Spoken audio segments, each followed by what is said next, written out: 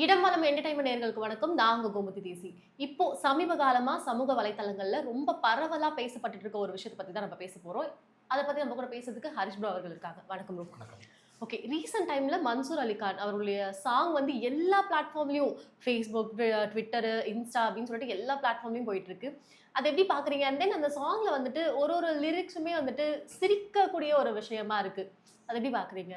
அவரு நாட்டு நடப்ப பத்தி ஒரு ஆல்பம் பண்ணியிருக்கிறதா சொல்றாரு. இன்ஃபேக்ட் எனக்கு அந்த ஆல்பமோடைய லிங்க்கெல்லாம் அனுப்பி விட்டது அவர் தான் அனுப்பி விட்டாரு. ஓகே. லிங்க்கெல்லாம் அனுப்பி விட்டுட்டு அதோடைய ஒரு பார்ட் ஒரு சில பார்ட்ஸ் எல்லாம் கட் பண்ணி எனக்கு அனுப்பி விட்டலாம். கேளுங்க கேளுங்க அப்படின்லாம் சொல்லி அனுப்பி விட்றாரு.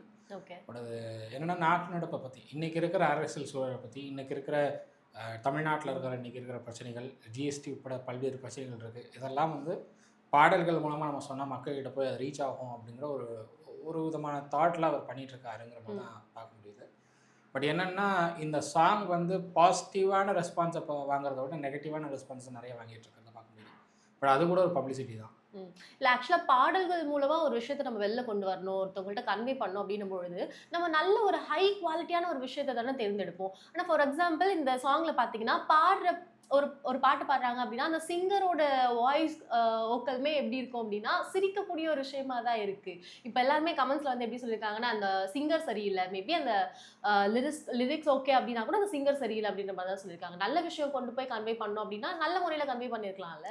சிங்கர் கண்ண வாய்ஸ் சரியில்லை அப்படின்னா மன்சூர் அலிகான் அவங்க தான் பாடியிருக்காரு. இல்ல அந்த அவரோட வாய்ஸ் மட்டும் நல்லா தான் இருக்கு.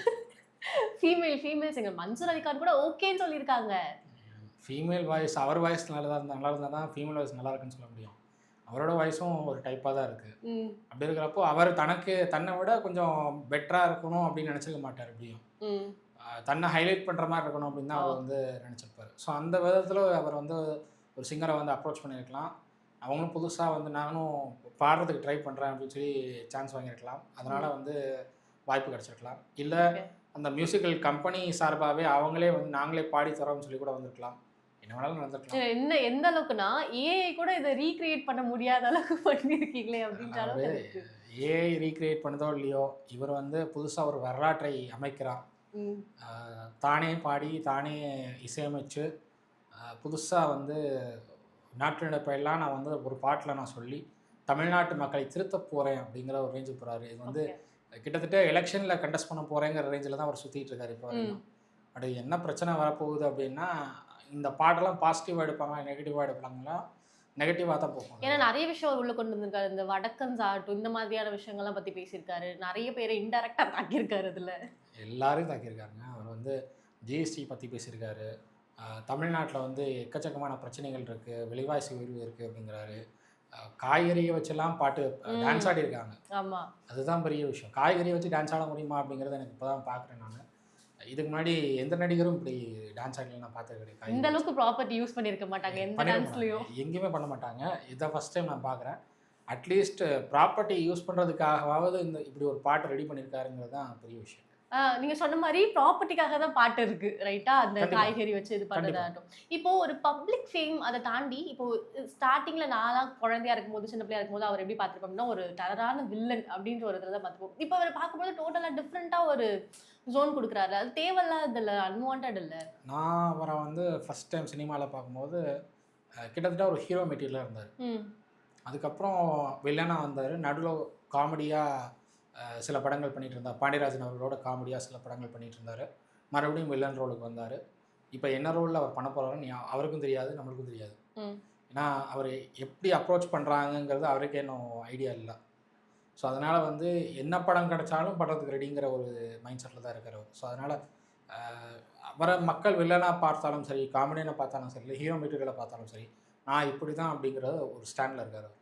ஓகே. இப்போ வரைக்கும் படங்களுக்கான இதுக்கு முன்னாடி பார்த்தோம் அப்படின்னா அவர் ஆப்வியஸாக நம்ம வில்லனாக தான் பார்த்துருக்கு. நான்லாம் அதிகபட்சம் ஒரு வில்லனாக தான் பார்த்துருக்கேன். ஏன்னா அவர் இப்படி பேசுகிறாரு அப்படின்ற மாதிரி தான் இருக்கும். ஆனால் இப்போ படங்களுக்கான வாய்ப்பு கம்மியாக இருக்குது, படங்கள் கிடைக்கலன்றதுக்காக இந்த மாதிரியான ஃபேம்குள்ளெல்லாம் போகிறாரோ? இல்லை, நீங்கள் அவர்கிட்ட இன்டர்வியூ எடுங்க. நீங்கள் இன்டர்வியூ ஃபிக்ஸ் பண்ணி எடுங்களேன். அப்போவே உங்களுக்கு தெரியும் மன்சூர் அலிகான் எப்படிப்பட்ட ஒரு கேரக்டர் அப்படிங்கிறது உங்களுக்கு நல்லாவே தெரிஞ்சிடும். ஒரு சின்ன கேப் அடித்தாலும் அந்த கேப்பை ஃபில் பண்ணுறதுக்கு என்ன வேணுமோ அதெல்லாம் பண்ணி கொடுத்துருவார். ஓகே. ஸோ உங்களுக்கு வந்து பப்ளிசிட்டிக்கு நீங்கள் தேடி போக வேண்டிய அவசியமே இல்லை. உங்களுக்கு அந்த வீடியோ ஆட்டோமேட்டிக்காக பப்ளிசிட்டி தேடி வரும். அதுதான் மன்சூர் அலிகான் அவர் பண்ணுற வேலையெல்லாம். ஒரு இன்டர்வியூ நான் பார்த்தேன் நான். ஒரு ஆங்கர் கேள்வி கேட்டுட்டு இருப்பாங்க. இவர் நடுவுல இலைய பறிச்சுட்டு அந்த இலையிலேருந்து விசில் ஊதுவார். ம். பார்க்குறதுக்கு காமெடியா இருக்கும். பட் வந்து அதுதான் பெரிய அளவுல அந்த இன்டர்வியூக்கு பேர் வாங்கி கொடுத்தது. இந்த மாரி சின்ன சின்ன கேப் அவர் ஃபில் பண்றது தான் வந்து அந்த இன்டர்வியூ இன்னும் பெரிய அளவுக்கு ரீச் பண்ண வைக்குது. ஓகே. ஸோ அதனால மக்கள் அத ரசிக்கிறாங்க. இப்போ வந்துட்டு ஒரு பாட்டு வந்து ரிலீஸ் பண்ணியிருக்காங்க. அதிகபட்சம் இன்னும் எத்தன பாட்டு வரதா இருக்கு? ஒரு பாட்டு இல்லங்க. எனக்கு தெரிஞ்சு 3 பாட்டு வந்துருச்சு. 3 ம். பாட்டு YouTubeல வந்துருச்சு. ம். அத தாண்டி இன்னும் எத்தன பாட்டு ரிலீஸ் பண்ண போறாங்கன்னு தெரியல. ஒரு பெரிய ஆல்பமே ரெடி பண்ணிட்டு இருக்கோம் அப்படின்னு தான் சொல்லிட்டு இருக்காங்க. ஓகே. ஸோ அதனால எனக்கு தெரிஞ்சு இன்னொரு 10 பாட்டு வந்தாலும் இப்போ ஆச்சரியப்பட தமிழ்நாட்டு மக்களுடைய தாட்ல இதுக்கு இல்லையா சார் ஒரு எண்டு அப்படின்ற மாரி யோசிச்சுட்டு இருக்காங்க. இதுக்கு அது இல்லையா 3 சார் பாட்டுக்கே தாங்க முடியல இல்ல எங்களால. இதுக்கு இல்லையா சார் ரெண்டுன்னா அவருக்கு முதல்ல படம் கிடைக்கணும். படம் கிடைச்சா அவர் ம். பிஸி ஆயிடுவாரு.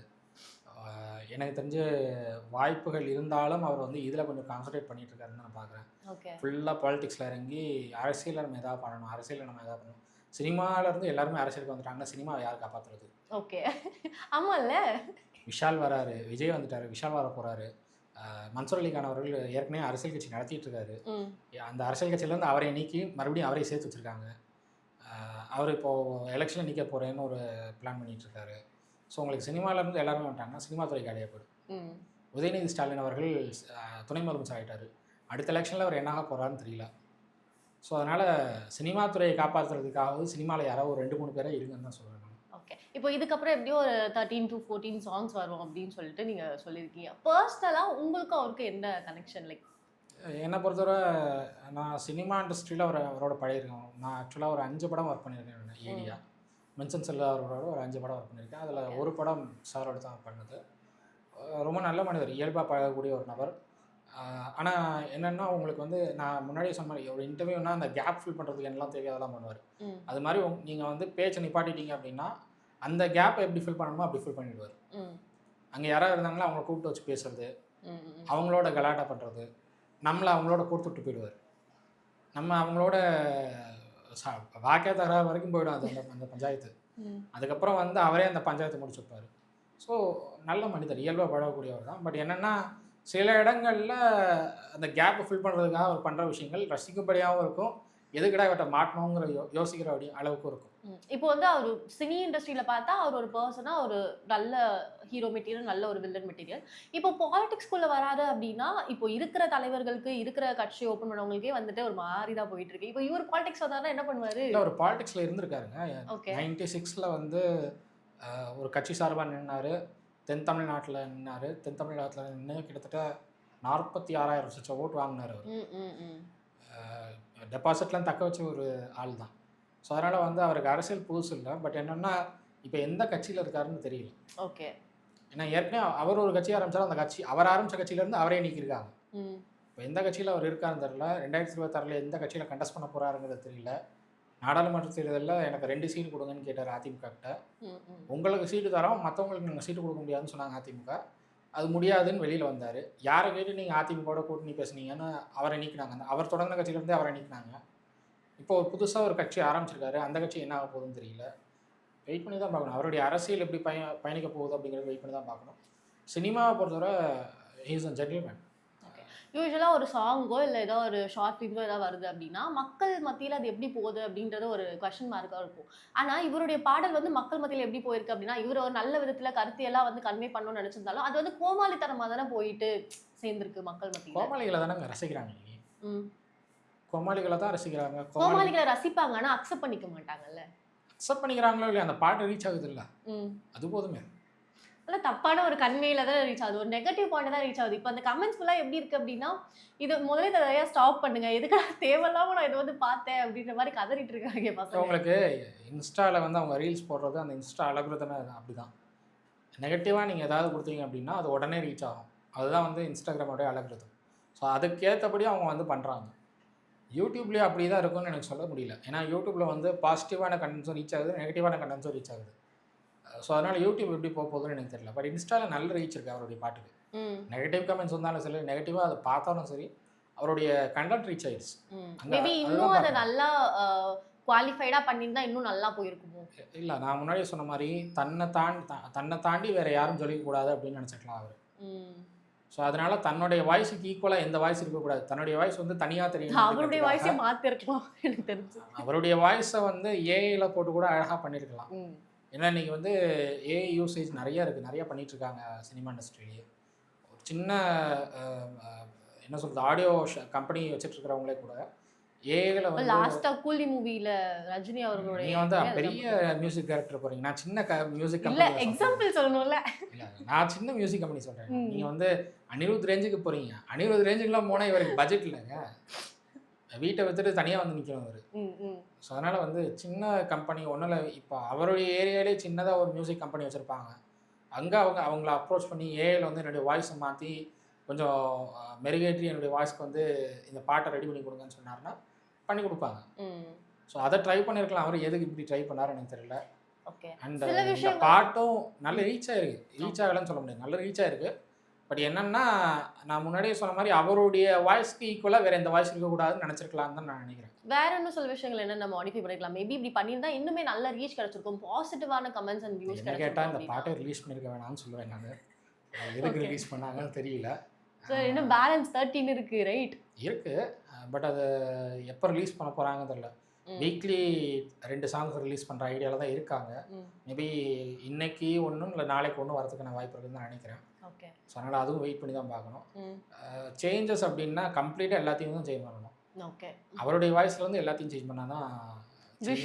விஷுவல்லாம் நம்ம இந்த ஸ்கூல்லாம் படிக்கும்போது எடிட் பண்ணுவோம்ல, இயேசுவா இருக்காரு, திடீர்னு தஞ்சாவூர் மன்னரா வராரு, எனக்கு புரியல. லாஸ்ட்ல அந்த புத்தர் கான்செப்ட் அந்த லைன் முடியும் பொழுது அவர் புத்தரா வேஷம் போட்டால் கூட ஓகேங்க, அந்த வெள்ளை ட்ரெஸ் போட்டுட்டு வேஷம் போட்டுக்கிற ஓகே. அவருடைய ஃபேஸ் எதுக்கு இங்கே கட் பண்ணி புத்தரோட வச்சுருக்காங்க, எனக்கு அது புரியல. நீங்கள் வந்து நீங்கள் சாட் ஜிபிடிலையும் வந்து கூகுள் ஜெமினிலையும் நீங்கள் வந்து என்னுடைய ஃபேஸை வந்து புத்தர் மாதிரி நீங்கள் மாற்றி கொடுங்கன்னு சொன்னால் அது ஆட்டோமேட்டிக்காக மாற்றி கொடுக்குறப்போ அதை யூஸ் பண்ணிக்கலாம்.